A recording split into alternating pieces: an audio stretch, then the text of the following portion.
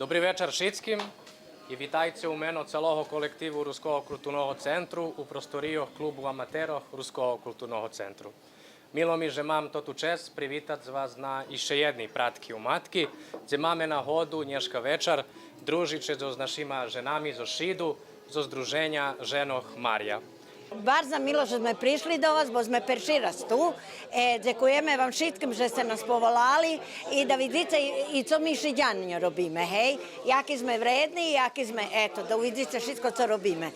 Velika nam čast, da ste nas tu povolali. Prišli sme na šor, teraz mi jak ruske udruženje i odlučili sme še da pravíme čeregi i lepinici. Jak i na šitských pratkoch, ktorí po teraz otrimovaní u Ruským kultúrnym centre, hlavná pomoc u ich organizovanju prišla zos Kocura. Jak počali pratki u matki, vše Kocur tu. Perša nahoda, že mi máme šmati i veše tu prinoši. A druga zato, že chceme pris. I ljubime to i rihtame. Šitki to jedla, co to boli, i ja rihtala s mojima ženmi i šitko.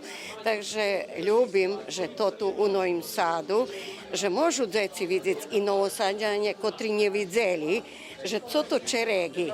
I toti pratki organizovala mládež Ruského kultúrneho centru a realizovaní sú s pomocou robotného cieľa za mládež Nacionálneho sovitu Rusnacoch.